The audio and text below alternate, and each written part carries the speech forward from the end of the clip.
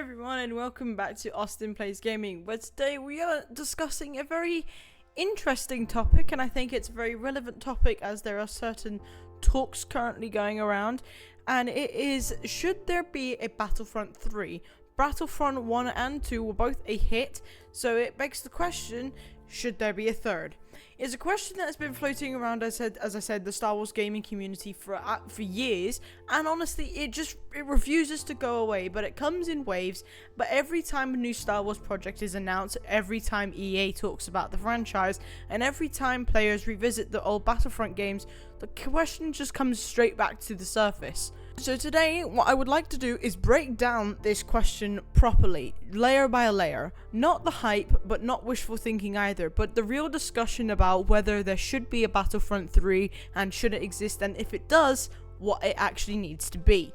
So without further ado, let's get into it. And let's start with the one main reason is why people even want a Battlefront 3 in the first place. The Battlefront franchise always represented scale, massive maps, iconic locations, and that fantasy of being just one soldier in a huge Star Wars battle. When the 2015 reboot was launched, it nailed the original's atmosphere, but it just felt a tiny bit shallow. And then Battlefront 2 came along 2 years later in 2017, and while its launch was one of the most controversial in gaming history, the game itself slowly evolved into something genuinely solid.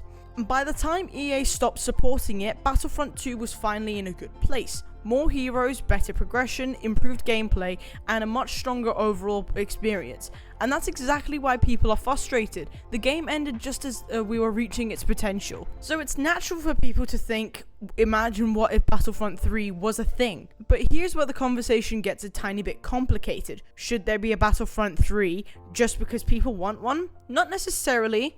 It's out there, people want it, but it doesn't mean it's a necessity for the franchise. A sequel only makes sense if it actually moves the series and story forward, and that's the first major concern. If Battlefront 3 is just Battlefront 2 with slightly better graphics and a new coat of paint, then it shouldn't exist. That would just be a waste of both time and obviously the Star Wars license. For Battlefront 3 to justify itself, it would need to fix the core problems that have followed the franchise for years. First of all, gameplay depth.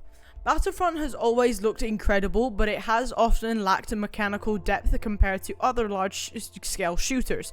Gunplay can feel simple, classes can feel restrictive, and matches sometimes turn into visual chaos without much tactical decision making. A third game would need to lean more into the meaningful class roles, better balance, and the systems that reward skill and teamwork rather than pure spectacle. Numero dos, the content structure. One of the biggest criticisms of the newer Battlefront games is how content is segmented. Heroes versus inventory is a bit off, but Galactic Assault versus Supremacy was also a very, main thing in terms of Battlefront, but different eras locked into different modes.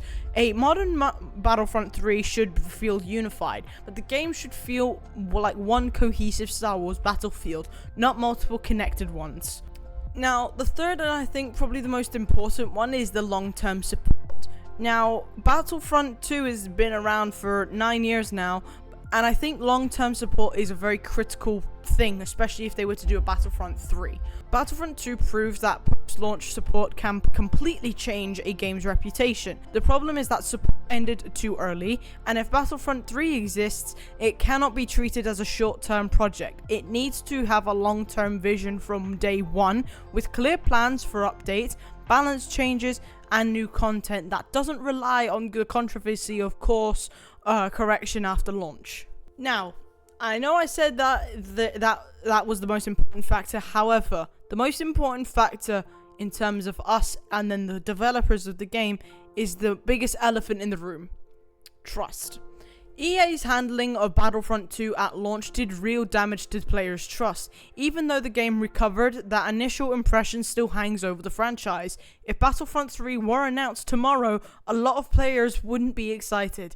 They'd be cautious, skeptical, waiting to see what monetization looks like before they were actually invested. That means the third game would have to be extremely transparent. No confusing progression systems, no aggressive monetization, no systems that feel like they should exist to frustrate players into spending money.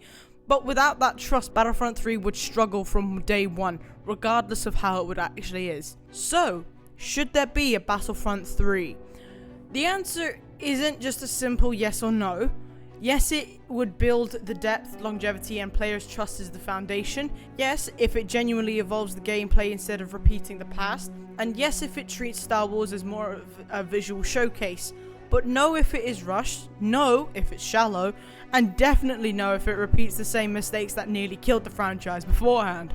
The Battlefront name still has a massive potential. The question isn't whether we want a Battlefront 3, because of course we do. It's should there be one and how would it impact? And until that answer is a confident yes, maybe it's better that Battlefront 3 remains an idea, a fantasy, rather than a disappointment. But without further ado, folks, that is the end of today's video. I do hope you all enjoyed it, and if you did, please leave a like and subscribe and comment what you would like to see on the channel. And I hope you all have an amazing day as always, and I'll see you all in the next one.